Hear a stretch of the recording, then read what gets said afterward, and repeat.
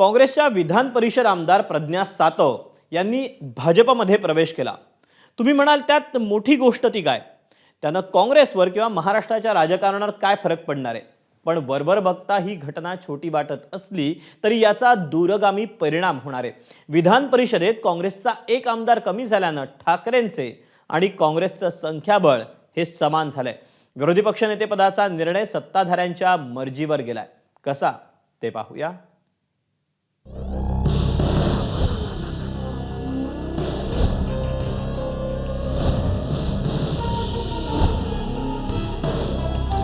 राजीव सातव काँग्रेसचे निष्ठावंत, राहुल गांधींशी जवळचे संबंध,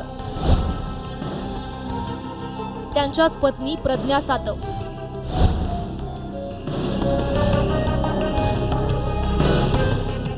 काँग्रेसला रामराम ठोकत त्यांनी कमळ हाती घेतलं।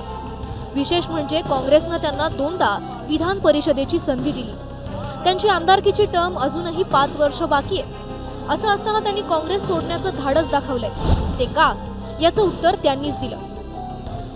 सर्वांचा आग्रह असतो की राजीव सातव यांचं जे विकास कामाचं स्वप्न अपूर्ण राहिलेलं आहे ते पूर्ण करण्यासाठी कार्यकर्त्यांच्या आग्रह असतो। राजू भाऊंचे स्वप्न पूर्ण करण्यासाठी आम्ही सर्वजण भारतीय जनता पार्टीच्या परिवारामध्ये आजपासून सामील होत आहोत। काँग्रेसचे माजी खासदार राजीव सातव यांच्या अकाली निधनानंतर त्यांच्या पत्नी प्रज्ञा सातव राजकारणात सक्रिय झाल्या। 2021च्या पोटनिवडणुकीत काँग्रेसनं त्यांना पहिल्यांदा विधान परिषदेची उमेदवारी दिली। तत्कालीन विरोधी पक्षनेते देवेंद्र फडणवीसांनी भाजपचा उमेदवार मागे घेतल्यानं त्या बिनविरोध निवडून आल्या होत्या। 2024 साली त्यांची टर्म संपल्यावर काँग्रेसनं त्यांना पुन्हा विधान परिषदेवर पाठवलं होतं। भरभरून मिळूनही प्रज्ञा सातव यांनी काँग्रेसला हात दाखवला। त्यामुळे काँग्रेसनं त्यांना स्वार्थी ठरवलंय। त्या व्यक्तीला विधान परिषदेवर, त्यानंतर पूर्ण वेळ पुन्हा दुसऱ्या टर्ममध्ये विधान परिषदेवर सगळं काँग्रेसने दिलं।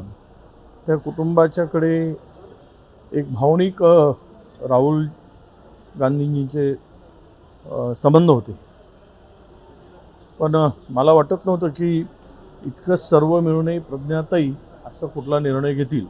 दोनदा MLC म्हणजे आमदार बनवण्याचं काम केलं विधान परिषदचं।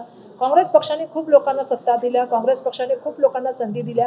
काँग्रेस पक्ष नेहमीच काँग्रेस जे विचारधारेचे त्यांच्या पाठीशी राहतो। परंतु आजकाल आपल्याला सुद्धा माहिती आहे की आज काळ फार बदललेला आहे आणि आजकाल राजकारण हे वैचारिक राजकारण नसून, एकनिष्ठ राजकारण नसून, विचारधारेचं राजकारण नसून, स्वार्थाचं आणि कुठेतरी त्या ठिकाणी जे आहे ते इतर गोष्टींचं राजकारण झालेलं आहे। कुठल्या कारणाने तिने राजीनामा दिला आणि BJPने काय प्रलोभन दिलं? कारण की दुसऱ्या पक्षातली लोक BJP प्रलोभन देऊन, कोणाला पैशाचं प्रलोभन, कोणाला पदाचं प्रलोभन देऊन लोक फोडते आहे। जो BJPला जो सत्तेचा माज आलेला आहे, ज्याला लोकशाही मान्य नाही, असा या BJPच्या काय प्रलोभन त्यांना मिळालं हे वेळ सांगेल। दुसरीकडे काँग्रेसचा प्रदीर्घ अनुभव असलेले माजी मुख्यमंत्री आणि आता भाजपचे खासदार अशोक चव्हाण यांनी काँग्रेसवर तोफ डागली आहे। काँग्रेसमध्ये कुणालाही आपलं भविष्य सुरक्षित वाटत नसल्याचा त्यांचा दावा आहे। अनेक लोकांना काँग्रेसमध्ये आपलं भवितव्य हे सुरक्षित वाटत नाही। पक्षाकरता निष्ठेने काम करणारे बरेचसे लोक आहेत। काँग्रेसमध्ये आम्ही सर्व काम करत होतो, पण काँग्रेस आता महाराष्ट्रामध्ये नेतृत्वहीन झालेला आहे आणि त्यामुळे लोकांना आपल्या भविष्याची, पक्षाच्या भविष्याची आणि स्वतःच्या भविष्याची शाश्वती वाटत नाही।